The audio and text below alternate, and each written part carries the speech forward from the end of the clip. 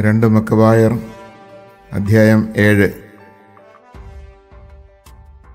ഒരിക്കൽ രാജാവ് 7 സഹോദരന്മാരെയും അവരുടെ അമ്മയെയും ബന്ധിച്ച് ചാട്ടയും ചമ്മട്ടിയും കൊണ്ട് അടിച്ച് നിഷിദ്ധമായ പന്നിമാംസം ഭക്ഷിക്കാൻ നിർബന്ധിച്ചു. അവരിലൊരുവൻ അവരുടെ വക്താവെന്ന നിലയിൽ പറഞ്ഞു, ഞങ്ങളോട് എന്ത് ചോദിച്ചറിയാനാണ് നീ ശ്രമിക്കുന്നത്? പിതാക്കന്മാരുടെ നിയമങ്ങൾ ലംഘിക്കുന്നതിനേക്കാൾ മരിക്കാൻ ഞങ്ങൾ ഒരുക്കമാണ്. ഇത് കേട്ട് രാജാവ് കോപാവേശം പൂണ്ട് വറചട്ടികളും കുട്ടകങ്ങളും പഴിപ്പിക്കാൻ ആജ്ഞാപിച്ചു. ഉടനെ അവർ അങ്ങനെ ചെയ്തു. സഹോദരന്മാരും അമ്മയും കാണുകെ അവരുടെ വക്താവിൻ്റെ നാവും കൈകാലുകളും ഛേദിക്കാനും ശിരസിലെ ചർമ്മം ഉരിയാനും രാജാവ് ഉത്തരമിട്ടു. അങ്ങനെ അവൻ തീർത്തും നിസ്സഹായനായപ്പോൾ അവനെ ജീവനോടെ വറചട്ടിയിൽ പൊരിക്കാൻ രാജാവ് വീണ്ടും കൽപ്പിച്ചു. ചട്ടിയിൽ നിന്ന് പുക ഉയർന്നു. മറ്റ് സഹോദരന്മാരും അമ്മയും ശ്രേഷ്ഠമായ മരണം വരിക്കാൻ പരസ്പരം ധൈര്യം പകർന്നുകൊണ്ട് പറഞ്ഞു, അവിടുത്തേക്ക് തൻ്റെ ദാസരുടെ മേൽ കരുണ തോന്നും എന്ന് പാടി മോശ ജനങ്ങൾക്ക് മുൻപിൽ സാക്ഷ്യം നൽകിയതുപോലെ ദൈവമായ കർത്താവ് നമ്മെ കടാക്ഷിക്കുകയും നമ്മുടെ നേരെ സത്യമായും കരുണ കാണിക്കുകയും ചെയ്യുന്നു. മൂത്ത സഹോദരൻ ഈ വിധം മരിച്ചു കഴിഞ്ഞപ്പോൾ രണ്ടാമനെ അവർ തങ്ങളുടെ ക്രൂര വിനോദത്തിന് മുൻപോട്ട് കൊണ്ടുവന്നു. അവൻ്റെ ശിരസിലെ ചർമ്മം മുടിയോടുകൂടെ ഉരിഞ്ഞതിന് ശേഷം അവർ ചോദിച്ചു, നീ ഭക്ഷിക്കുമോ അതോ പ്രത്യംഗം പീഡയേൽക്കണമോ? തൻ്റെ പിതാക്കന്മാരുടെ ഭാഷയിൽ അവൻ തറപ്പിച്ചു പറഞ്ഞു, ഇല്ല. അങ്ങനെ മൂത്ത സഹോദരനെ പോലെ അവനും പീഡനമേറ്റു. അന്ത്യശ്വാസം വലിക്കുമ്പോൾ അവൻ പറഞ്ഞു, ശപിക്കപ്പെട്ട നീച, ഈ ജീവിതത്തിൽ നിന്ന് നീ ഞങ്ങളെ പുറത്താക്കുന്നു. എന്നാൽ പ്രപഞ്ചത്തിൻ്റെ അധിപൻ ഞങ്ങളെ അനശ്വരമായ നവജീവിതത്തിലേക്ക് ഉയർപ്പിക്കും. അവിടുത്തെ നിയമങ്ങൾക്ക് വേണ്ടിയാണ് ഞങ്ങൾ മരിക്കുന്നത്. പിന്നീട് മൂന്നാമൻ അവരുടെ വിനോദത്തിന് ഇരയായി. അവരാവശ്യപ്പെട്ട ഉടനെ അവൻ സധൈര്യം കൈകളും നാവും നീട്ടിക്കൊടുത്ത് അഭിമാനപൂർവ്വം പറഞ്ഞു, ഇവ എനിക്ക് ദൈവം തന്നതാണ്. അവിടുത്തെ നിയമങ്ങൾക്ക് വേണ്ടി ഞാൻ അവയെ തുച്ഛമായി കരുതുന്നു. അവിടുന്ന് അവ തിരിച്ചു തരുമെന്ന് എനിക്ക് പ്രത്യാശയുണ്ട്. രാജാവും കൂട്ടരും യുവാവിൻ്റെ ധീരതയിൽ ആശ്ചര്യപ്പെട്ടു. കാരണം അവൻ തൻ്റെ പീഡകൾ നിസ്സാരമായി കരുതി. അവനും മരിച്ചപ്പോൾ അവർ നാലാമനെ ആ വിധം തന്നെ നീചമായി പീഡിപ്പിച്ചു. മരണത്തോടടുത്തപ്പോൾ അവൻ പറഞ്ഞു, പുനരുത്ഥാനത്തെക്കുറിച്ച് ദൈവം നൽകുന്ന പ്രത്യാശ പുലർത്തിക്കൊണ്ട് മനുഷ്യകരങ്ങളിൽ നിന്ന് മരണം വരിക്കുന്നത് ഉത്തമമാണ്. എന്നാൽ നിങ്ങൾക്ക് പുനരുത്ഥാനമില്ല, പുതിയ ജീവിതവുമില്ല. അടുത്തതായി അവർ അഞ്ചാമനെ പിടിച്ച് മർദ്ദനം ആരംഭിച്ചു. അവൻ രാജാവിനെ നോക്കി പറഞ്ഞു, മർത്തിനെങ്കിലും മറ്റുള്ളവരുടെ മേലുള്ള അധികാര നിമിത്തം നിനക്ക് തോന്നുന്നത് നീ ചെയ്യുന്നു. എന്നാൽ ദൈവം ഞങ്ങളുടെ ജനത്തെ പരിത്യജിച്ചു എന്ന് വിചാരിക്കരുത്. അവിടുത്തെ മഹാശക്തി നിന്നെയും സന്തതികളെയും പീഡിപ്പിക്കുന്നത് താമസിയാതെ നീ കാണും. പിന്നീട് അവർ ആറാമനെ കൊണ്ടുവന്നു. അവൻ മരിക്കാറായപ്പോൾ പറഞ്ഞു, വ്യർത്ഥമായി അഹങ്കരിക്കേണ്ട.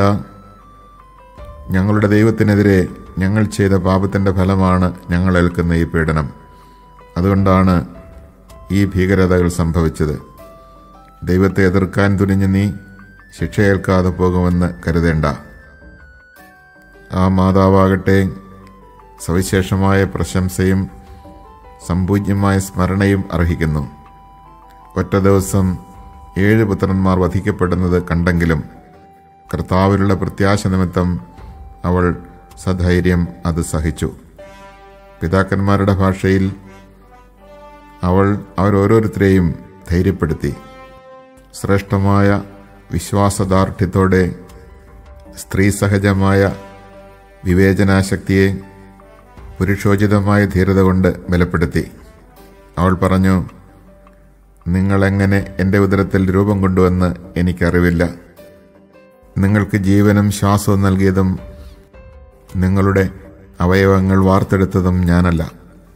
മനുഷ്യനെ ഉരുവാക്കുകയും എല്ലാറ്റിൻ്റെയും ആരംഭം കുറിക്കുകയും ചെയ്ത ലോകസൃഷ്ടാവ് തൻ്റെ നിയമത്തെ പ്രതി നിങ്ങളെ തന്നെ വിസ്മരിക്കുന്നതിനാൽ കരുണാപൂർവം നിങ്ങൾക്ക് ജീവനും ശ്വാസവും വീണ്ടും നൽകും. അവൾ തന്നെ അവഹേളിക്കുകയാണെന്ന് അവളുടെ സ്വരം കൊണ്ട് അന്ത്യോക്കസിന് തോന്നി. ഏറ്റവും ഇളയ സഹോദരൻ ഇനിയും ബാക്കിയുണ്ടായിരുന്നു. അവനോട് ആവശ്യപ്പെടുക മാത്രമല്ല, പിതാക്കന്മാരുടെ മാർഗത്തിൽ നിന്ന് വ്യതിചലിക്കുകയാണെങ്കിൽ അവന് ധനവും അസൂയാർഹമായ സ്ഥാനവും നൽകാമെന്നും തൻ്റെ സ്നേഹിതനായി സ്വീകരിച്ച് ഭരണകാര്യങ്ങളിൽ അധികാരം ഏൽപ്പിക്കാമെന്നും അന്ത്യോക്കസ് അവന് ശപഥപൂർവ്വം വാക്കുകൊടുക്കുകയും ചെയ്തു. ആ യുവാവ് സമ്മതിച്ചില്ല.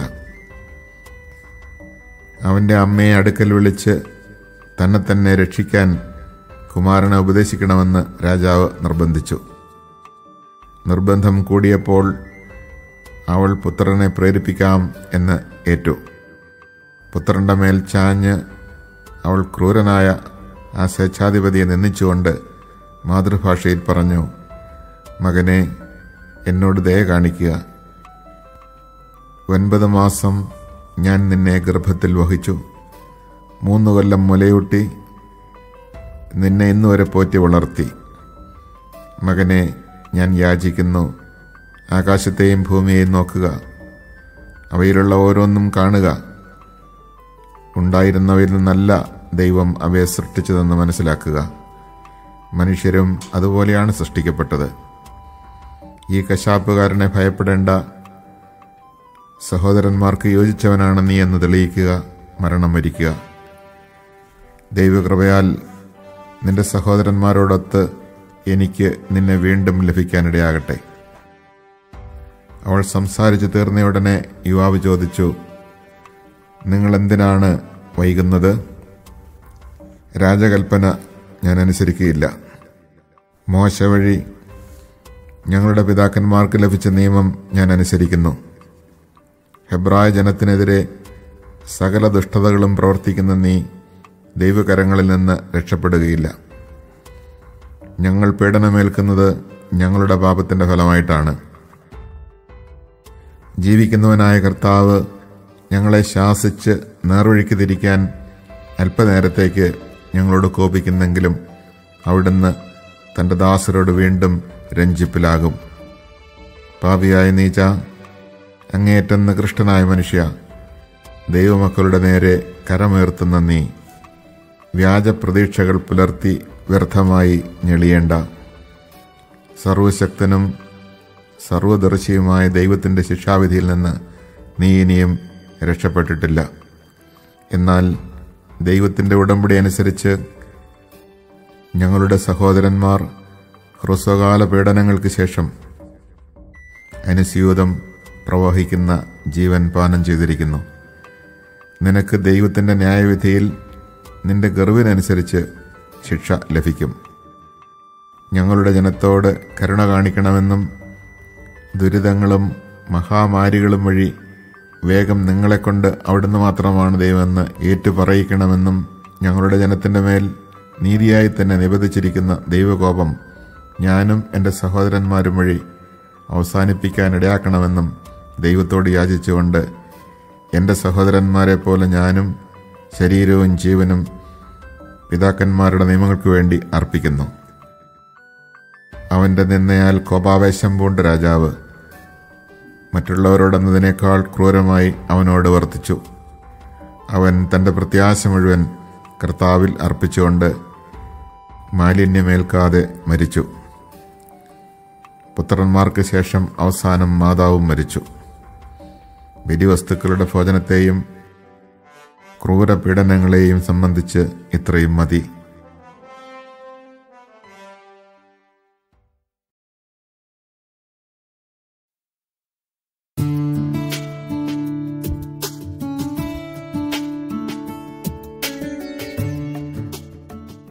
2 മക്കബായർ അധ്യായം 8.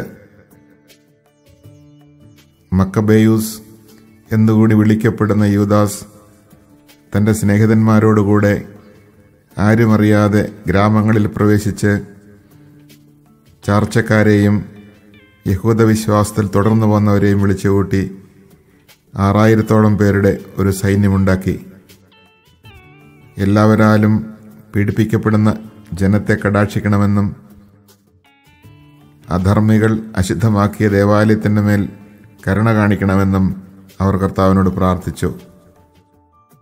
നശിച്ച് നിലംപതിക്കാറായിരുന്ന നഗരത്തോട് ദയ തോന്നണമെന്നും കർത്താവിങ്കിലേക്ക് ഉയരുന്ന രക്തത്തിൻ്റെ നിലവിളി ശ്രവിക്കണമെന്നും നിഷ്കളങ്കരായ പൈതങ്ങളുടെ ക്രൂരവധവും അവിടുത്തെ നാമത്തിനെതിരായ ദൂഷണവും അനുസ്മരിക്കണമെന്നും തിന്മയോടുള്ള അവിടുത്തെ വിദ്വേഷം തെളിയിക്കണമെന്നും അവർ തുടർന്ന് പ്രാർത്ഥിച്ചു. മക്കബേയൂസ് സൈന്യം ശേഖരിച്ചതോടെ വിജാതിയർക്ക് അജയ്യനായി കഴിഞ്ഞു. കാരണം കർത്താവിൻ്റെ കോപം കരുണയായി മാറിയിരുന്നു. മുന്നറിയിപ്പ് കൂടാതെ അവൻ പട്ടണങ്ങളിലും ഗ്രാമങ്ങളിലും കടന്നുചെന്ന് അവ അഗ്നിക്കിരയാക്കി. തന്ത്രപ്രധാനങ്ങളായ സ്ഥലങ്ങൾ പിടിച്ചടക്കി ഒട്ടേറെ ശത്രുക്കളെ തുരത്തി ഓടിച്ചു. രാത്രികാലമാണ് ഇത്തരം പ്രവർത്തനങ്ങൾക്ക് ഏറ്റവും അനുകൂലമായി അവൻ കണ്ടത്. അവൻ്റെ വീരപരാക്രമങ്ങൾ എവിടെയും സംസാര വിഷയമായി. യൂദാസ് മേൽക്കുമേൽ ശക്തി പ്രാപിച്ച് മുന്നേറുന്നത് മനസ്സിലാക്കിയ ഫിലിപ്പ് രാജപക്ഷത്തേക്ക് സഹായം അഭ്യർത്ഥിച്ചുകൊണ്ട് ദക്ഷിണ സിറിയയുടെയും ഫെനീഷ്യയുടെയും ഭരണാധിപനായ ടോളമിക്ക് കത്തെഴുതി. യഹൂദ വംശത്തെ ഉന്മൂലനം ചെയ്യാൻ ടോളമി ഉടനെ നിക്കാനോറിനെ നിയോഗിച്ചു. അവൻ പത്രോക്ലസിൻ്റെ പുത്രനും രാജാവിൻ്റെ മുഖ്യമിത്രങ്ങളിൽ ഒരുവനുമായിരുന്നു. വിവിധ രാജ്യക്കാരായ 20,000-ൽ പരം പടയാളികളെയും പട്ടാള സേവനത്തിൽ പരിചയസമ്പന്നനും സൈന്യാധിപനുമായ ഗോർജിയാസിനെയും ടോളമി അവനോടുകൂടെ അയച്ചു. കപ്പമായി റോമാക്കാർക്ക് കൊടുക്കേണ്ടിയിരുന്ന 2000 താലന്ത് യുദ്ധത്തടവുകാരായ യഹൂദരെ അടിമകളായി വിറ്റ് ശേഖരിക്കാൻ നിക്കാനോർ തീരുമാനിച്ചു. 1 താലന്തിന് യഹൂദരായ 90 അടിമകൾ വിൽക്കപ്പെടുമെന്ന് അവൻ തീരദേശ നഗരങ്ങളിൽ ആളയച്ച് പരസ്യപ്പെടുത്തി. സർവശക്തന്റെ ശിക്ഷാവിധി തൻ്റെ മേൽ പതിക്കാറായെന്ന് അവൻ അറിഞ്ഞില്ല. നിക്കാനോറിൻ്റെ പടയേറ്റത്തെക്കുറിച്ച് അറിവ് കിട്ടിയ ഉടനെ യൂദാസ് അനുയായികളെ വിവരം ധരിപ്പിച്ചു. അവരിൽ ഭീരുക്കളും ദൈവത്തിൻ്റെ നീതി നിർവഹണത്തിൽ പ്രത്യാശയില്ലാത്തവരുമായവർ പലായനം ചെയ്തു. മറ്റുള്ളവർ തങ്ങൾക്ക് അവശേഷിച്ചിരുന്ന വസ്തുവകകൾ വിറ്റു. യുദ്ധത്തിനു മുൻപ് തന്നെ തങ്ങളെ വിറ്റുകഴിഞ്ഞ അധർമ്മിയായ നിക്കാനോറിൽ നിന്ന് രക്ഷിക്കണമേ എന്ന് അവർ കർത്താവിനോട് പ്രാർത്ഥിച്ചു. തങ്ങളെ പ്രതി അല്ലെങ്കിലും കർത്താവ് പിതാക്കന്മാരോട് ചെയ്ത ഉടമ്പടിയും തങ്ങൾ ധരിക്കുന്ന അവിടുത്തെ വിശുദ്ധവും മഹനീയമായ നാമം ഓർത്തെങ്കിലും ഇത് ചെയ്യണമെന്ന് അവർ പ്രാർത്ഥിച്ചു. മക്കബേയൂസ് 6000-ഓളം വരുന്ന തൻ്റെ സൈന്യത്തെ വിളിച്ചുകൂട്ടി ശത്രുക്കളെ ഭയപ്പെടുകയോ തങ്ങൾക്കെതിരെ ദുരുദ്ദേശത്തോടെ വരുന്ന വിജാതീയരുടെ സൈന്യബാഹുല്യം കണ്ട് ഭരഭ്രമിക്കുകയോ ചെയ്തതെന്നും വിജാതീയർ വിശുദ്ധ സ്ഥലത്തെ കഠിനമായി അവഹേളിച്ചതും നിന്ദിതമായ നഗരത്തെ പീഡിപ്പിച്ചതും തങ്ങളുടെ പരമ്പരാഗതമായ ആചാരാനുഷ്ഠാനങ്ങളെ തകിടം മറിച്ചതും ഓർത്തുകൊണ്ട് ധൈര്യപൂർവ്വം പോരാടണമെന്നും അവരെ ഉപദേശിച്ചു.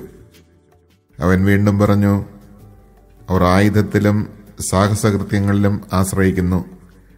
നമുക്കെതിരെ വരുന്ന ശത്രുക്കളെയും ലോകം മുഴുവനെ തന്നെയും അങ്കുലി ചലനം കൊണ്ട് തറപറ്റിക്കാൻ കഴിയുന്ന സർവശക്തനായ ദൈവത്തിലാണ് നമ്മുടെ പ്രത്യാശ. ദൈവം തങ്ങളുടെ പൂർവികരെ തുണച്ച സന്ദർഭങ്ങളെയും യൂദാസ് പരാമർശിച്ചു. സെന്നാക്കെരിബിൻ്റെ കാലത്ത് ശത്രുക്കളിൽ 1,85,000 പേർ കൊല്ലപ്പെട്ടു. ബാബിലോണിൽ വെച്ച് ഗലാത്യരുമായുണ്ടായ യുദ്ധത്തിൽ മക്കദോനിയരുടെ 4,000 പേരുൾപ്പെടെ 8,000 പേരടങ്ങുന്ന യഹൂദ സൈന്യം അണിനിരന്നു. മക്കദോന്യർക്കെതിരെ ആക്രമണം ശക്തമായപ്പോൾ ഉന്നതത്തിൽ നിന്ന് ലഭിച്ച സഹായത്താൽ അവർ 1,20,000 പേരെ വധിച്ചു, ധാരാളം കൊള്ളമുതൽ കരസ്ഥമാക്കി. യൂദാസിന്റെ വാക്കുകൾ സൈന്യത്തിന് ധൈര്യം പകർന്നു. തങ്ങളുടെ നിയമത്തിനും രാജ്യത്തിനും വേണ്ടി മരിക്കാൻ അവർ സന്നദ്ധരായി. അവൻ സൈന്യത്തെ 4 ഗണമായി തിരിച്ചു.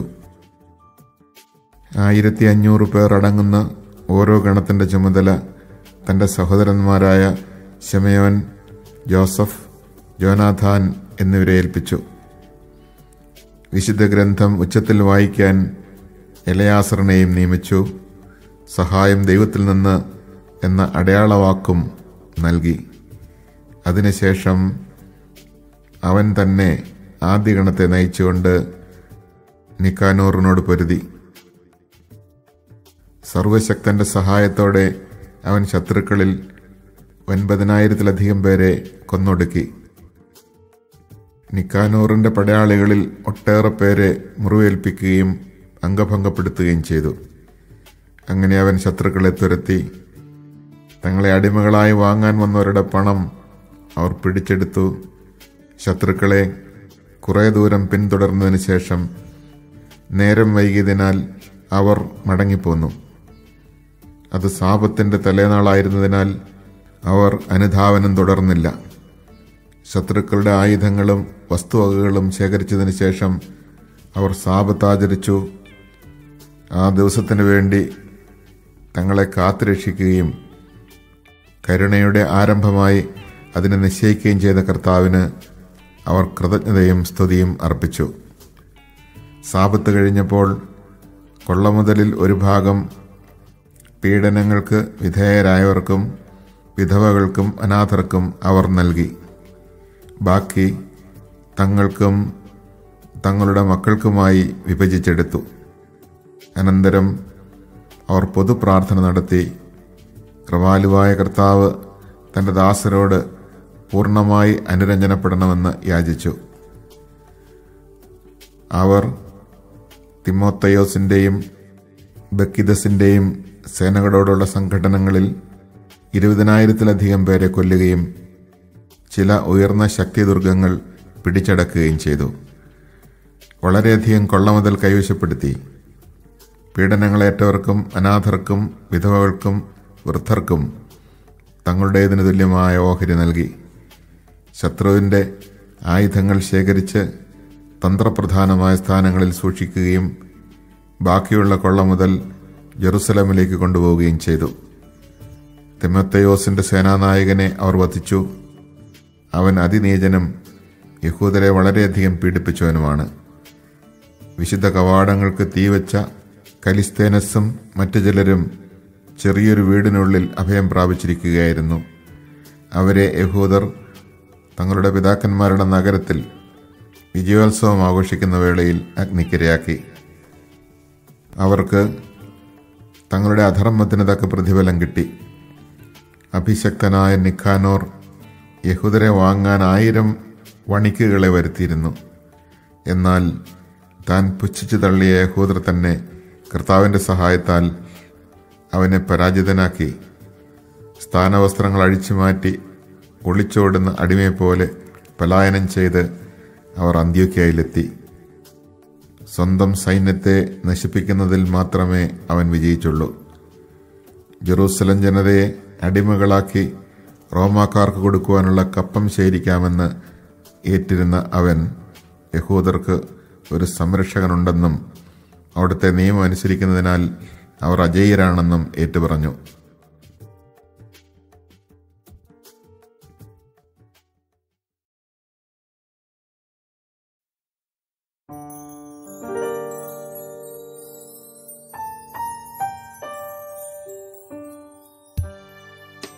രണ്ട് മക്കബായർ അധ്യായം 9.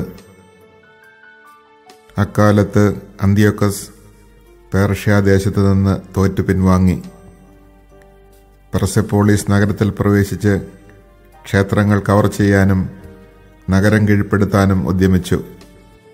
എന്നാൽ നഗരവാസികൾ ആയുധവുമായി പാഞ്ഞെത്തി അവനെയും അനുയായികളെയും തോൽപ്പിച്ചു.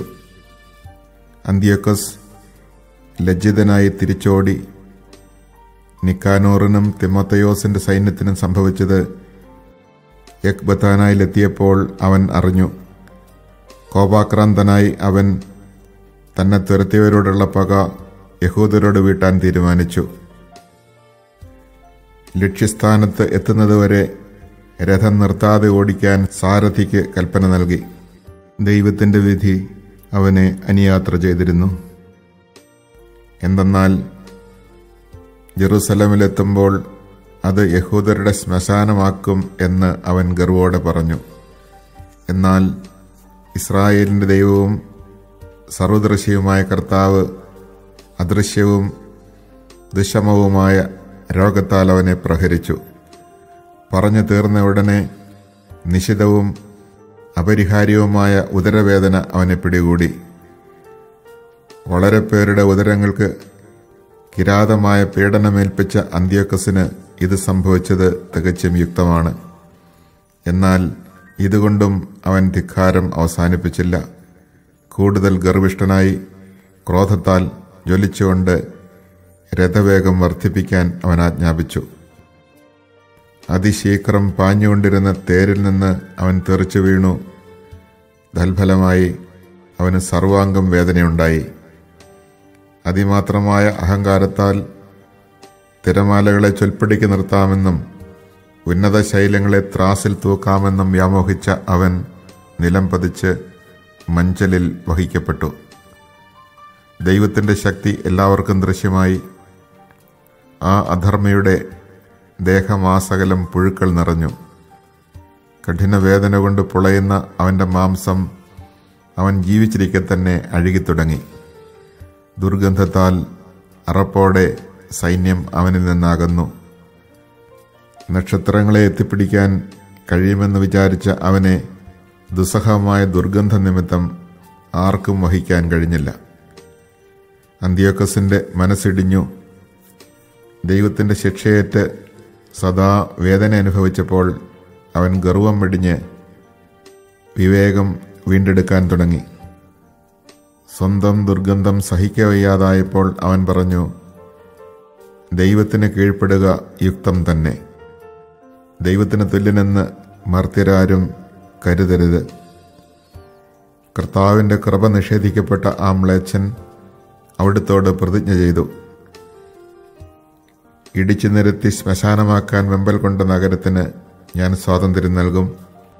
സംസ്കരിക്കപ്പെടാൻ അയോഗ്യരെന്ന് വിധിച്ച് സന്താനങ്ങളോടുകൂടെ പക്ഷിമൃഗാദികൾക്ക് ഇരയാക്കാൻ നിശ്ചയിച്ചിരുന്ന യഹൂദരെ ആഥൻസ് പൗരന്മാർക്ക് തുല്യരാക്കും. കൊള്ള ചെയ്യപ്പെട്ട ദേവാലയം അതിമനോഹരമായ കാണിക്കകളാൽ അലങ്കരിക്കും. വിശുദ്ധ പാത്രങ്ങൾ അനേകമടങ്ങായി തിരിച്ചേൽപ്പിക്കും. ബലിയർപ്പണത്തിനുള്ള ചെലവുകൾ സ്വന്തം വരുമാനത്തിൽ നിന്ന് വഹിക്കും. ഇതിനു പുറമെ ഞാൻ തന്നെ യഹൂദമതം സ്വീകരിച്ച് മനുഷ്യവാസമുള്ളിടത്തെല്ലാം പോയി ദൈവത്തിൻ്റെ ശക്തി വിളംബരം ചെയ്യും. എന്നാൽ ദൈവം തൻ്റെ മേൽ ന്യായവിധി നടത്തുന്നതിനാൽ പീഡകൾക്കൊരു ശമനവും ഉണ്ടാകുന്നില്ലെന്ന് കണ്ട് അന്ത്യോക്കസ് പ്രത്യാശ വെടിഞ്ഞ് യാചനാരൂപത്തിൽ യഹൂദർക്ക് ഇങ്ങനെ എഴുതി: ഉത്തമന്മാരായ യഹൂദ പൗരന്മാർക്ക് അവരുടെ രാജാവും സൈന്യാധിപനുമായ അന്ത്യോക്കസ് ആരോഗ്യവും ഐശ്വര്യവും ഹൃദയപൂർവ്വം ആശംസിക്കുന്നു. നിങ്ങളും സന്താനങ്ങളും സുഖമായിരിക്കുകയും നിങ്ങളുടെ അഭീഷ്ടമനുസരിച്ച് കാര്യങ്ങൾ നടക്കുകയും ചെയ്യുന്നെങ്കിൽ ഞാൻ സന്തുഷ്ടനാണ്. ദൈവത്തിലാണ് എൻ്റെ പ്രത്യാശ. നിങ്ങളുടെ മതിപ്പും സന്മനസ്സും ഞാൻ സ്നേഹപൂർവ്വം സ്മരിക്കുന്നു. പെർഷ്യയിൽ നിന്നുള്ള മടക്കയാത്രയിൽ ദുസ്സഹമായൊരു രോഗം എന്നെ ബാധിച്ചതിനാൽ പൊതു സുരക്ഷിതത്വത്തെപ്പറ്റി ചിന്തിക്കേണ്ടത് ആവശ്യമായി വന്നിരിക്കുന്നു. എൻ്റെ ഈ അവസ്ഥയിൽ ഞാൻ ഭഗ്നാശനല്ല. ഈ രോഗത്തിൽ നിന്ന് സുഖം പ്രാപിക്കുമെന്ന് നല്ല പ്രത്യാശയുണ്ട്. ഉത്തരപ്രവിശ്യകളിൽ പടനീക്കങ്ങൾ നടത്തുമ്പോൾ എൻ്റെ പിതാവ് തനിക്കൊരു പിൻഗാമിയെ നിയോഗിച്ചിരുന്നത് ഞാൻ സ്മരിക്കുന്നു. അപ്രതീക്ഷിതമായ എന്തെങ്കിലും സംഭവിക്കുകയോ അശുഭമായ വാർത്ത പരക്കുകയോ ചെയ്താൽ ആരെയാണ് ഭരണം ഏൽപ്പിച്ചിരിക്കുന്നതെന്ന് അറിയാവുന്നതുകൊണ്ട് രാജ്യത്തെ ജനങ്ങൾ അസ്വസ്ഥരാകാതിരിക്കുന്നതിന് വേണ്ടിയായിരുന്നു ഇത്. തന്നെയുമല്ല, അതിർത്തി പ്രദേശങ്ങളിലെയും അയൽ രാജ്യങ്ങളിലെയും രാജാക്കന്മാർ അവസരം പാർത്തിരിക്കുകയാണെന്നും എന്താണ് സംഭവിക്കുന്നതെന്ന് നോക്കിയിരിക്കുകയാണെന്നും എനിക്കറിയാം. അതിനാൽ ഞാൻ എൻ്റെ പുത്രൻ അന്ത്യോക്കസിനെ രാജാവായി നിയമിച്ചിരിക്കുന്നു. ഉത്തരദേശങ്ങളിലേക്ക് ഞാൻ തിടുക്കത്തിൽ പോയ മിക്ക അവസരങ്ങളിലും നിങ്ങളിൽ പലരെയും അവൻ്റെ ചുമതല ഏൽപ്പിച്ചിട്ടുണ്ടല്ലോ. ഈ കത്തിലെ വിവരങ്ങൾ അവനെയും എഴുതി അറിയിച്ചിരിക്കുന്നു. നിങ്ങൾക്ക് ലഭിച്ച പൊതുവും വ്യക്തിപരമായ സേവനങ്ങൾ അനുസ്മരിക്കണമെന്നും എന്നോടും എൻ്റെ പുത്രനോടും നിങ്ങളിപ്പോൾ കാണിക്കുന്ന സൗമനസ്യം തുടർന്നും കാണിക്കണമെന്നും ഞാൻ അഭ്യർത്ഥിക്കുകയും യാചിക്കുകയും ചെയ്യുന്നു. അവൻ എൻ്റെ നയം തുടരുമെന്നും നിങ്ങളോട് സൗമ്യതയും ദയയും കാണിക്കുമെന്നും എനിക്ക് ഉറപ്പുണ്ട്. ഘാതകനും ദൈവദൂഷകനുമായ ആ മനുഷ്യൻ താൻ മറ്റുള്ളവരിൽ ഏൽപ്പിച്ചതിന് തുല്യമായ കഠിനവേദന അനുഭവിക്കുകയും അതിദയനീയമായി അന്യനാട്ടിൽ മലമ്പ്രദേശത്ത് വെച്ച് ജീവൻ വെടിയുകയും ചെയ്തു. രാജസേവകരിൽ ഒരുവനായ ഫിലിപ്പ് അവൻ്റെ ജഡം വീട്ടിലെത്തിച്ചു. അനന്തരം അന്ത്യോക്കസിൻ്റെ പുത്രനെ ഭയന്ന് അവൻ ഈജിപ്തിൽ ടോളമി ഫിലോമെത്തോറിൻ്റെ അടുക്കൽ അഭയം പ്രാപിച്ചു.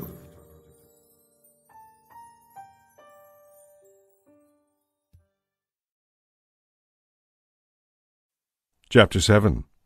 It also happened that 7 brothers with their mother were arrested and tortured with whips and scourges by the king to force them to eat pork in violation of God's law. One of the brothers, speaking for the other, said, "What do you expect to achieve by questioning us? We are ready to die rather than transgress the laws of our ancestors." At that the king, in a fury, gave orders to have pans and cauldrons heated.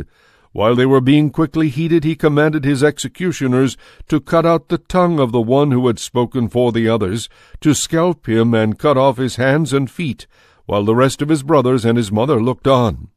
When he was completely maimed, but still breathing, the king ordered them to carry him to the fire and fry him. As a cloud of smoke spread from the pan, the brothers and their mother encouraged one another to die bravely, saying such words as these, "The Lord God is looking on, and he truly has compassion on us, as Moses declared in his canticle, when he protested openly with the words, 'And he will have pity on his servants.'" When the first brother had died in this manner, they brought the second to be made sport of. After tearing off the skin and hair of his head, they asked him, "Will you eat the pork rather than have your body tortured limb by limb?" Answering in the language of his forefathers, he said, "Never." So he too in turn suffered the same tortures as the first. At the point of death he said, "You accursed fiend, you are depriving us of this present life, but the King of the world will raise us up to live again forever. It is for his laws that we are dying." After him the third suffered their cruel sport. He put out his tongue at once when told to do so, and bravely held out his hands, as he spoke these noble words, "It was from heaven that I received these. For the sake of his laws I disdain them. From him I hope to receive them again." Even the king and his attendants marveled at the young man's courage, because he regarded his sufferings as nothing. After he had died, they tortured and maltreated the fourth brother in the same way. When he was near death, he said, "It is my choice to die at the hands of men with the God-given hope of being restored to life by him. But for you there will be no resurrection to life." They next brought forward the fifth brother and maltreated him. Looking at the king, he said, "Since you have power among men, mortal though you are, do what you please. But do not think that our nation is forsaken by God. Only wait, and you will see how his great power will torment you and your descendants." After him they brought the sixth brother. When he was about to die, he said, "Have no vain illusions. We suffer these things on our own account, because we have sinned against our God. That is why such astonishing things have happened to us. Do not think then that you will go unpunished for having dared to fight against God." Most admirable and worthy of everlasting remembrance was the mother who saw her 7 sons perish in a single day, yet bore it courageously because of her hope in the Lord. Filled with a noble spirit that stirred her womanly heart with manly courage, she exhorted each of them in the language of their forefathers with these words, I do not know how you came into existence in my womb. It was not I who gave you the breath of life, nor was it I who set in order the elements of which each of you is composed. Therefore, since it is the Creator of the universe who shapes each man's beginning, as he brings about the origin of everything, he, in his mercy, will give you back both breath and life, because you now disregard yourselves for the sake of his law. Antiochus, suspecting insult in her words, thought he was being ridiculed. As the youngest brother was still alive, the king appealed to him, not with mere words, but with promises on oath, to make him rich and happy if he would abandon his ancestral customs. He would make him his friend, and entrust him with high office. When the youth paid no attention to him at all, the king appealed to the mother, urging her to advise her boy to save his life. After he had urged her for a long time, she went through the motions of persuading her son. In derision of the cruel tyrant, she leaned over close to her son and said in their native language, Son, have pity on me, who carried you in my womb for 9 months, nursed you for 3 years, brought you up, educated and supported you to your present age. I beg you, child, to look at the heavens and the earth and see all that is in them. Then you will know that God did not make them out of existing things, and in the same way the human race came into existence. Do not be afraid of this executioner, but be worthy of your brothers and accept death, so that in the time of mercy I may receive you again with them. She had scarcely finished speaking when the youth said, What are you waiting for? I will not obey the king's command. I obey the command of the law given to our forefathers through Moses. But you, who have contrived every kind of affliction for the Hebrews, will not escape the hands of God. We, indeed, are suffering because of our sins. Though our living Lord treats us harshly for a little while to correct us with chastisements, he will again be reconciled with his servants. But you, wretch, vilest of all men, do not in your insolence concern yourself with unfounded hopes, as you raise your hand against the children of heaven. You have not yet escaped the judgment of the Almighty and all-seeing God. My brothers, after enduring brief pain, have drunk of never-failing life under God's covenant. But you, by the judgment of God, shall receive just punishments for your arrogance. Like my brothers, I offer up my body and my life for our ancestral laws, imploring God to show mercy soon to our nation, and by afflictions and blows to make you confess that he alone is God. Through me and my brothers may there be an end to the wrath of the Almighty that has justly fallen on our whole nation. At that the king became enraged and treated him even worse than the others, since he bitterly resented the boy's contempt. Thus he too died undefiled, putting all his trust in the Lord. The mother was last to die after her sons. Enough has been said about the sacrificial meals and the excessive cruelties. Chapter 8. Judas Maccabeus and his companions entered the villages secretly, summoned their kinsmen, and by also enlisting others who remained faithful to Judaism, assembled about 6,000 men. They implored the Lord to look kindly upon his people, who were being oppressed on all sides, to have pity on the temple which was profaned by godless men, to have mercy on the city which was being destroyed and about to be leveled to the ground, to hearken to the blood that cried out to him, to remember the criminal slaughter of innocent children and the blasphemies uttered against his name, and to manifest his hatred of evil. Once Maccabeus got his men organized, the Gentiles could not withstand him, for the Lord's wrath had now changed to mercy. Coming unexpectedly upon towns and villages, he would set them on fire. He captured strategic positions and put to flight a large number of the enemy. He preferred the knights as being especially helpful for such attacks. Soon the fame of his valor spread everywhere. When Philip saw that Judas was gaining ground little by little, and that his successful advances were becoming more frequent, he wrote to Ptolemy, governor of Coelesyria and Phoenicia, to come to the aid of the king's government. Ptolemy promptly selected Nicanor, son of Patroclus, one of the chief friends, and sent him at the head of at least 20,000 armed men of various nations to wipe out the entire Jewish race. With him he associated Gorgias, a professional military commander well versed in the art of war. Nicanor planned to raise the 2,000 talents of tribute owed by the king to the Romans by selling captured Jews into slavery. So he immediately sent word to the coastal cities, inviting them to buy Jewish slaves and promising to deliver 90 slaves for a talent. Little did he dream of the punishment that was to fall upon him from the Almighty. When Judas learned of Nicanor's advance and informed his companions about the approach of the army, the cowardly and those who lacked faith in God's justice deserted and got away. But the others sold everything they had left, and at the same time besought the Lord to deliver those whom the ungodly Nicanor had sold before even meeting them.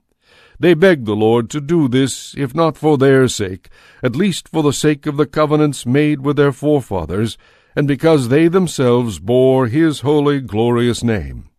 Maccabeus assembled his men, 6,000 strong, and exhorted them not to be panic-stricken before the enemy, nor to fear the large number of the Gentiles attacking them unjustly, but to fight courageously, keeping before their eyes the lawless outrage perpetrated by the Gentiles against the holy place, and the affliction of the humiliated city, as well as the subversion of their ancestral way of life. They trust in weapons and acts of daring, he said, but we trust in Almighty God, who can, by a mere nod, destroy not only those who attack us, but the whole world.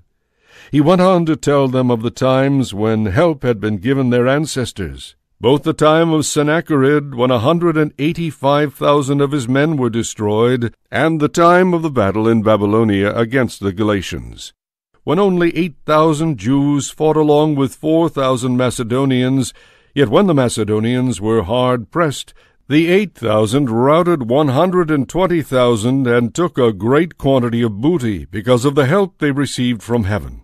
With such words he encouraged them, and made them ready to die for their laws and their country.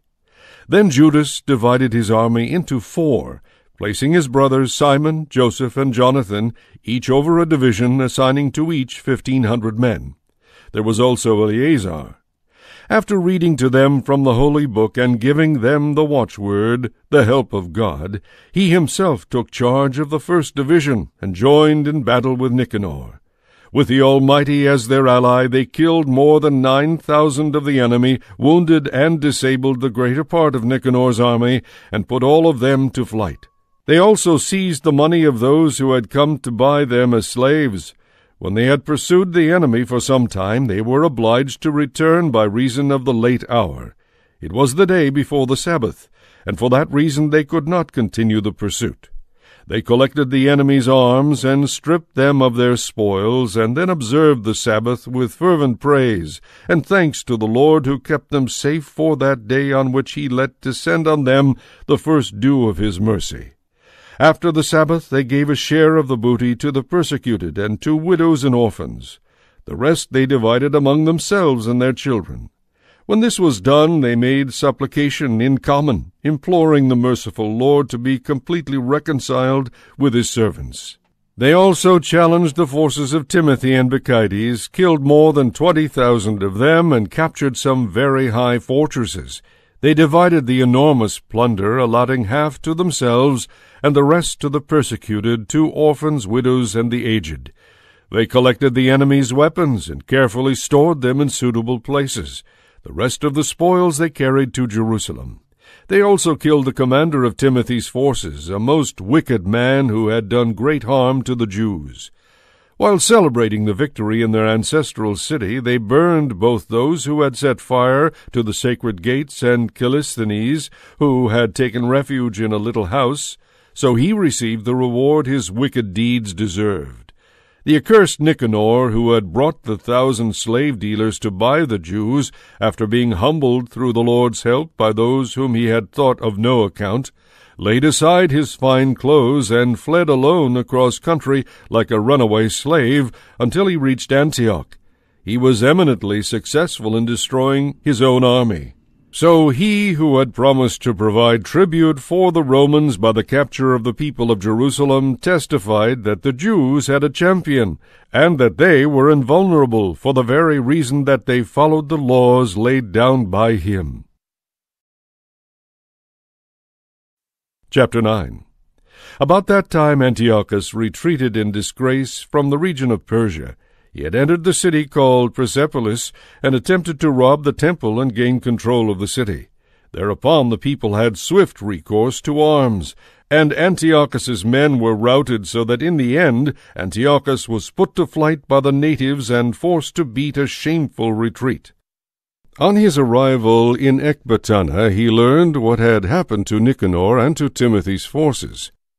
Overcome with anger, he planned to make the Jews suffer for the injury done by those who had put him to flight. Therefore he ordered his charioteer to drive without stopping until he finished the journey. Yet the condemnation of heaven rode with him, since he said in his arrogance, "I will make Jerusalem the common graveyard of the Jews as soon as I arrive there." So the all-seeing Lord, the God of Israel, struck him down with an unseen but incurable blow, for scarcely had he uttered those words when he was seized with excruciating pains in his bowels and sharp internal torment, a fit punishment for him who had tortured the bowels of others with many barbarous torments. Far from giving up his insolence, he was all the more filled with arrogance. Breathing fire in his rage against the Jews, he gave orders to drive even faster. As a result, he hurtled from the dashing chariot, and every part of his body was racked by the violent fall. Thus he who previously in his superhuman presumption thought he could command the waves of the sea, and imagined he could weigh the mountain-tops in his scales, was now thrown to the ground and had to be carried on a litter, clearly manifesting to all the power of God. The body of this impious man swarmed with worms, and while he was still alive in hideous torments, his flesh rotted off so that the entire army was sickened by the stench of his corruption. Shortly before, he had thought that he could reach the stars of heaven, and now no one could endure to transport the man because of this intolerable stench. At last, broken in spirit, he began to give up his excessive arrogance and to gain some understanding under the scourge of God, for he was racked with pain unceasingly. When he could no longer bear his own stench, he said, "It is right to be subject to God and not to think one's mortal self divine." Then this vile man vowed to the Lord, who would no longer have mercy on him, that he would set free the holy city, toward which he had been hurrying, with the intention of leveling it to the ground and making it a common graveyard. He would put on perfect equality with the Athenians all the Jews, whom he had judged not even worthy of burial, but fit only to be thrown out with their children to be eaten by vultures and wild animals. He would adorn with the finest offerings the holy temple which he had previously despoiled. He would restore all the sacred vessels many times over, and would provide from his own revenues the expenses required for the sacrifices. Besides all this, he would become a Jew himself, and visit every inhabited place to proclaim there the power of God. But since God's punishment had justly come upon him, his sufferings were not lessened. So he lost hope for himself and wrote the following letter to the Jews in the form of a supplication. It read thus: "To my esteemed Jewish citizens, Antiochus, their king and general, sends hearty greetings and best wishes for their health and happiness. If you and your children are well and your affairs are going as you wish, I thank God very much, for my hopes are in heaven. Now that I am ill, I recall with affection the esteem and good will you bear me. On returning from the regions of Persia, I fell victim to a troublesome illness, so I thought it necessary to form plans for the general welfare of all. Actually, I do not despair about my health, since I have great hopes of recovering from my illness.